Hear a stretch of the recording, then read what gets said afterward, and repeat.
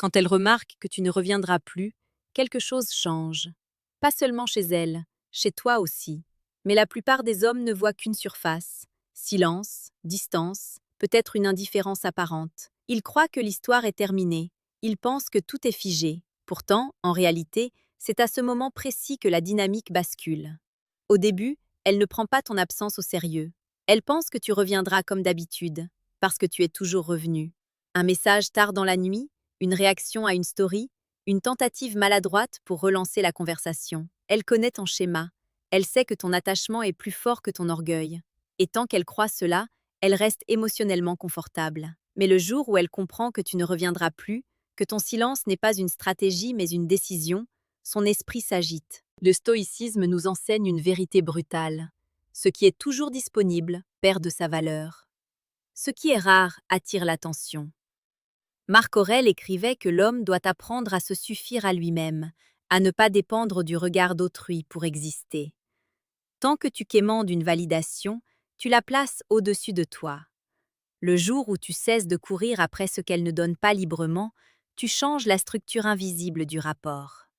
Elle remarque d'abord l'absence de pression, plus de messages insistants, plus de tentatives pour expliquer, convaincre, supplier.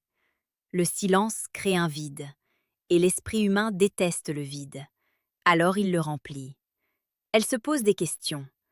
Pourquoi ne revient-il pas? Est-ce qu'il a rencontré quelqu'un? Est-ce que j'ai perdu son intérêt? Ce ne sont pas des pensées romantiques, ce sont des pensées liées à la perception de valeur. Épictète rappelait que nous ne souffrons pas des événements, mais de l'interprétation que nous en faisons. Quand tu revenais toujours, elle interprétait ton comportement comme acquis. Maintenant que tu ne reviens plus, son interprétation change, et avec elle, son ressenti. Il ne s'agit pas de manipulation, il s'agit de posture intérieure. Un homme stoïque ne s'éloigne pas pour provoquer. Il s'éloigne parce qu'il a compris que sa paix vaut plus qu'une attention incertaine. Il ne joue pas au silence stratégique, il choisit la dignité. Et cette différence est immense. Parce que l'énergie change, l'intention change, et cela se ressent. Quand elle remarque que tu ne reviendras plus, elle passe par plusieurs états. D'abord l'orgueil. Elle se dit que ce n'est pas grave, que tu reviendras tôt ou tard. Ensuite, le doute s'installe. Puis la curiosité. Enfin, parfois, l'inquiétude. Pourquoi? Parce que la constance crée une prévisibilité. Et la prévisibilité tue l'attention. Lorsque tu étais toujours là, elle n'avait pas besoin de réfléchir. Tu étais une certitude. Maintenant, tu deviens une inconnue. Sénèque disait que celui qui dépend d'autrui pour être heureux s'expose à une vie instable. La plupart des hommes confondent attachement et amour. Ils poursuivent, ils insistent. Ils croient que persévérer, c'est prouver leur valeur. Mais en réalité, ils prouvent surtout leur dépendance émotionnelle. Le stoïcisme ne t'enseigne pas à être froid. Il t'enseigne à être maître de toi. Imagine deux hommes. Le premier envoie un message après chaque silence. Il explique, justifie, cherche à réparer. Le second observe. Il respecte son intérêt, mais il respecte encore plus son équilibre. Quand il sent un désalignement, il se retire avec calme, sans colère, sans drame. Lequel des deux inspire plus de respect? Ce qui se passe quand elle comprend que tu ne reviendras plus, c'est qu'elle perd le contrôle implicite qu'elle pensait avoir. Pas un contrôle conscient, un contrôle émotionnel. Elle savait que, quoi qu'il arrive, tu étais là. Maintenant, elle ne le sait plus. Et l'incertitude réveille l'attention. Mais attention, si ton silence est rempli de frustration, elle le ressentira tôt ou tard. Le stoïcisme insiste sur l'intention intérieure. Tu ne dois pas partir pour qu'elle revienne. Tu dois partir parce que tu acceptes que tout ne dépend pas de toi. Marc Aurèle se répétait chaque matin que les autres agiraient selon leur nature. Certains seraient indifférents, égoïstes ou distraits. Il ne cherchait pas à les contrôler. Il cherchait à contrôler sa réaction. Quand tu ne reviens plus, tu dis implicitement « Je respecte ce que je ressens. Je ne forcerai pas ce qui ne vient pas naturellement. » Cela crée une nouvelle perception. Elle commence à revoir les moments passés, les conversations, les gestes. Elle compare ton silence à ton ancienne présence. Et c'est là que la valeur réelle apparaît. Non pas quand tu es là à offrir constamment ton attention, mais quand ton absence révèle ce qu'elle avait. Beaucoup d'hommes sabotent ce moment. Ils tiennent quelques jours, puis l'impatience les rattrape. Ils veulent une réponse rapide, une réaction visible, un signe. Le stoïcisme enseigne la patience comme une force active. Épictète expliquait que l'homme libre est celui qui ne se laisse pas dominer par ses impulsions. Ton envie d'écrire est une impulsion, ton besoin de savoir est une impulsion. Si tu les maîtrises, tu deviens solide. Et la solidité attire. Ce n'est pas une loi mystique, c'est une réalité psychologique. Nous sommes naturellement attirés par ce qui semble stable, centré, non dépendant. Quand elle remarque que tu ne reviendras plus, elle ressent un déplacement. Tu n'es plus celui qui cherche, tu es celui qui choisit. Et la différence est énorme. Mais il y a un point crucial que peu comprennent. Si tu ne reviens plus uniquement pour déclencher une réaction, tu restes dépendant du résultat. Tu attends, tu surveilles, tu interprètes chaque story, chaque activité en ligne. Tu n'es pas libre, tu es en attente. La véritable puissance stoïcienne, c'est l'indifférence au résultat. Sénèque rappelait que la tranquillité vient quand nos désirs s'alignent avec la réalité. La réalité peut être simple, peut-être qu'elle ne reviendra pas, peut-être qu'elle ne réagira pas, peut-être qu'elle passera à autre chose. Et toi? Si ton identité s'effondre à cette idée, alors ton travail intérieur n'est pas terminé. Quand elle voit que tu continues ta vie, que tu progresses, que tu ne lances aucune pique, aucune tentative indirecte pour attirer son attention, elle comprend que tu n'es pas dans un jeu. Tu es dans une décision. Et une décision ferme change la perception. Les relations humaines fonctionnent souvent sur des dynamiques d'équilibre. Celui qui semble le moins attaché détient une forme de pouvoir émotionnel. Le stoïcisme ne te dit pas d'exploiter cela. Il te dit de ne pas offrir ton pouvoir gratuitement. Si elle revient, ce ne sera pas parce que tu as insisté. Ce sera parce qu'elle aura ressenti ton absence comme significative. Si elle ne revient pas, tu auras gagné quelque chose de plus précieux, le respect de toi-même. Beaucoup d'hommes pensent que perdre quelqu'un est une défaite. Mais Marc Aurèle écrivait que perdre ce qui ne dépend pas de nous n'est pas une perte réelle.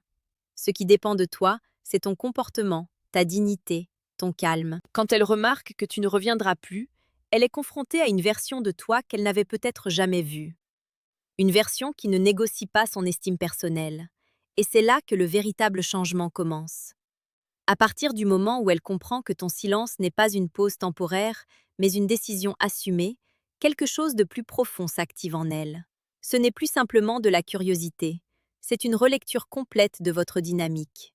Elle se souvient de ton énergie quand tu étais présent, de la manière dont tu écrivais, dont tu proposais, dont tu investissais du temps.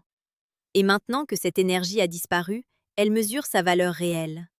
Tant que quelque chose est constant, on ne le pèse pas. On s'y habitue. Mais lorsqu'il disparaît, il devient visible. Le stoïcisme parle souvent de perception. Épictète expliquait que la liberté commence lorsque nous comprenons que notre valeur ne dépend pas de l'opinion d'autrui. Le jour où tu as arrêté de revenir, tu as peut-être cru que tu perdais une chance. En réalité, tu as cessé de placer ton estime personnelle entre ses mains. Et cela se ressent, même à distance.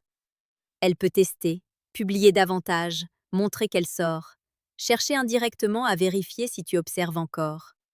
Beaucoup d'hommes tombent dans le piège ici. Ils regardent tout, ils analysent tout, ils veulent comprendre chaque détail. Mais un homme stoïque ne joue pas à l'espion de sa propre blessure. Il avance. Marc Aurèle écrivait que l'homme doit agir droitement, sans se laisser détourner par les réactions extérieures. Si tu avances seulement pour provoquer une réaction, tu restes prisonnier. Si tu avances parce que tu as décidé de te respecter, tu deviens imprévisible. Et l'imprévisibilité attire. Quand elle réalise que tu ne réagis plus, qu'il n'y a ni jalousie visible, ni tentative de récupération, elle ressent une rupture dans le schéma habituel. Tu n'es plus celui qui s'accroche, tu n'es plus celui qui attend, tu es devenu celui qui continue. Ce changement modifie l'équilibre psychologique. Beaucoup de femmes ne cherchent pas un homme qui les supplie. Elles cherchent inconsciemment un homme stable, capable de rester centré même quand l'émotion monte. La stabilité rassure, l'obsession inquiète. Sénèque rappelait que la force intérieure se manifeste dans le calme face aux turbulences. Lorsque tu as cessé de revenir, tu as choisi le calme plutôt que l'insistance. Et ce choix envoie un message silencieux. Je peux vivre sans ce que je désire. Cette phrase, même non prononcée, est puissante, car la dépendance crée une pression invisible. Elle sent quand tu as besoin d'elle pour te sentir bien. Elle sent quand ton humeur dépend de ses réponses, et cette pression érode l'attraction.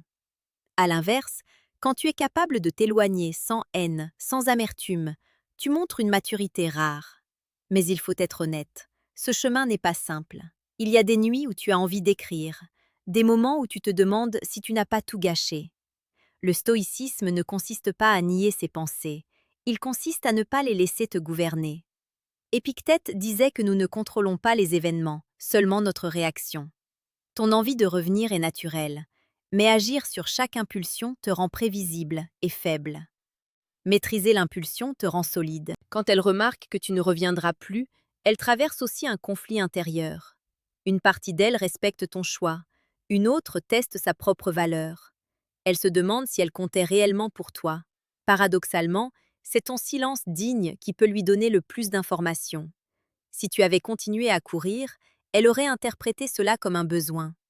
Maintenant, elle interprète ton absence comme une limite. Et les limites créent le respect. Un homme sans limite accepte tout. Il accepte les réponses tardives, les annulations, les signaux confus. Un homme avec des limites observe, comprend, puis ajuste sa présence. Il ne dramatise pas, il se retire. Marc Aurèle écrivait que la meilleure revanche est de ne pas ressembler à celui qui t'a blessé. Si elle a été distante, froide ou indécise, tu pourrais réagir par la colère ou la manipulation. Mais le stoïcien choisit la maîtrise. Il ne répond pas au chaos par le chaos, il répond par la stabilité. Et cette stabilité devient visible à travers ton absence. Peut-être qu'elle en parlera à une amie, peut-être qu'elle dira « il ne m'écrit plus ». Ce simple constat crée un espace de réflexion. Ton silence devient un miroir. Elle y voit sa propre implication, ses propres choix. Mais même si elle ne revient pas, quelque chose d'encore plus important se produit chez toi. Tu découvres que tu peux survivre à l'attachement. Tu réalises que ton identité ne dépend pas d'une seule personne. Et cette découverte est libératrice. Sénèque expliquait que la souffrance vient souvent de notre attachement excessif aux choses instables. Les relations humaines sont magnifiques, mais elles restent imprévisibles. Si tu fondes ton équilibre sur une seule présence, tu construis sur du sable. Quand tu ne reviens plus, tu reconstruis sur du roc. Tu rediriges ton énergie vers ton corps, ton travail, tes projets, ton esprit. Tu deviens occupé à grandir plutôt qu'à attendre. Et cette transformation change ton regard. Tu ne cherches plus à être choisi, tu choisis. Il arrive parfois qu'elle revienne, pas toujours, mais quand cela arrive, ce n'est plus la même dynamique. Elle ne revient pas vers un homme en demande. Elle revient vers un homme qui a prouvé qu'il pouvait partir.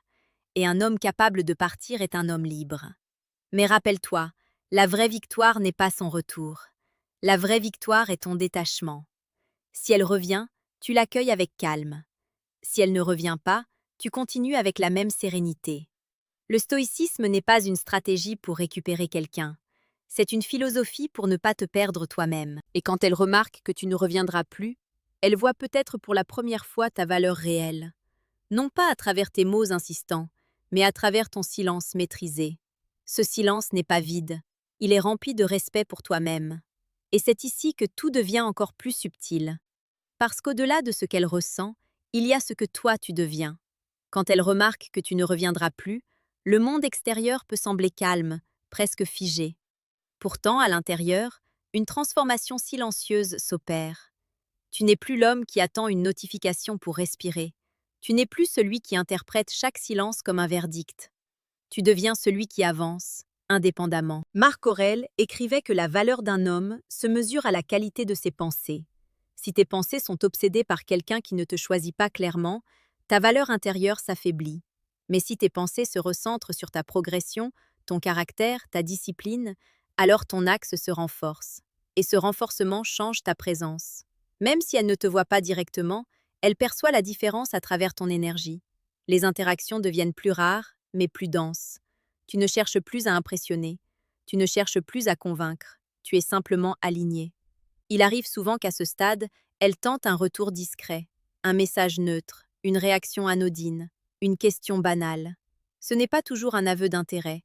Parfois, c'est juste une vérification. Elle veut savoir si l'accès est toujours ouvert. C'est là que beaucoup d'hommes échouent. Ils confondent contact et opportunité. Ils se précipitent. Ils montrent trop d'enthousiasme. Ils révèlent qu'ils attendaient ce moment depuis des semaines. Le stoïcien, lui, répond avec mesure, pas par froideur, par équilibre. Épictète enseignait que l'homme sage ne s'attache pas aux choses qu'il ne contrôle pas. Une conversation ne garantit rien. Un message ne promet rien. Alors il reste stable. Quand tu réponds sans empressement excessif, sans sous-entendu, sans reproche caché, tu démontres que ton monde ne s'est pas arrêté. Et cela crée un contraste puissant. Parce que la plupart des gens réagissent émotionnellement. Ils oscillent entre trop d'intérêt et trop de distance. Toi, tu deviens constant, stable, centré. Sénèque parlait de la tranquillité de l'âme comme d'un état où rien d'extérieur ne te fait vaciller. C'est précisément ce qui attire profondément. Pas le jeu, pas la manipulation, mais la solidité. Il faut comprendre une chose essentielle. Si elle revient, ce n'est pas uniquement parce que tu t'es tu. C'est parce que ton silence était cohérent avec une transformation réelle. Si, pendant ton absence, tu es resté obsédé, frustré, bloqué, elle le ressentira tôt ou tard. Le stoïcisme ne transforme pas seulement tes actions, il transforme ton identité. Quand tu ne reviens plus, tu envoies un message invisible. Je suis capable de perdre sans me perdre. Et cette capacité est rare. Beaucoup de personnes ne savent pas supporter la perte. Elles négocient, elles insistent, elles manipulent. Mais celui qui accepte l'issue, quelle qu'elle soit, détient une force silencieuse. À ce stade, il est important de te rappeler pourquoi tu as choisi de ne plus revenir. Ce n'était pas pour punir, ce n'était pas pour provoquer, c'était pour préserver ta dignité. La dignité n'est pas de l'orgueil, c'est la conscience de sa valeur. Marc Aurèle se rappelait chaque jour que la vie est courte. Pourquoi la gaspiller à courir derrière ce qui ne coopère pas naturellement? Pourquoi insister là où la fluidité n'existe pas? Quand elle remarque que tu ne reviendras plus, elle est confrontée à cette réalité. Tu n'es pas un homme qu'on peut garder en réserve. Tu n'es pas une option stable en arrière-plan. Tu es un choix. Et si elle ne choisit pas, tu t'éloignes. C'est cette clarté qui crée l'attraction mature. Mais même si aucun retour ne se produit, même si le silence devient définitif, tu n'as rien perdu. Au contraire, tu as gagné une leçon essentielle sur toi-même. Tu as appris que ton équilibre ne dépend pas d'une seule personne. Tu as appris que ton temps est précieux. Tu as appris que l'attention est une ressource et qu'elle ne doit pas être distribuée sans réciprocité. Petite parenthèse, les amis. J'ai créé un manuel complet sur la séduction stoïque. Il t'apprend comment parler avec maîtrise pour créer une vraie attraction. Le lien est en première ligne de la description.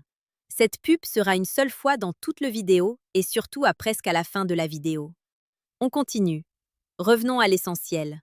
Ce qui se passe quand elle remarque que tu ne reviendras plus, ce n'est pas seulement un changement chez elle, c'est une élévation chez toi. Tu passes du besoin au choix, de l'attente à l'action, de la réaction à la maîtrise. Et cette élévation ne sert pas uniquement dans cette relation, elle t'accompagne partout, dans ton travail, dans tes amitiés, dans tes futures rencontres. Parce qu'un homme qui sait partir sans bruit est un homme qui sait aussi rester sans dépendance. Si elle revient, tu l'accueilles sans triomphe. Si elle s'éloigne définitivement, tu continues sans amertume. Dans les deux cas, tu restes aligné. Épictète disait que la liberté consiste à vouloir que les choses arrivent comme elles arrivent. Cela ne signifie pas être passif. Cela signifie ne pas s'effondrer quand le monde ne correspond pas à nos attentes. Quand tu cesses de revenir, tu fais plus qu'un geste. Tu poses une frontière. Et les frontières définissent la valeur. Si ce message résonne en toi, prends un instant pour t'abonner. Pas pour moi. Pour te rappeler que tu choisis désormais la maîtrise plutôt que l'impulsion, la dignité plutôt que la dépendance. Souviens-toi toujours de ceci. Tu ne contrôles pas ses sentiments. Tu ne contrôles pas ses décisions. Tu ne contrôles pas son retour. Mais tu contrôles ta posture. Et parfois, la chose la plus puissante qu'un homme puisse faire, c'est de ne plus revenir.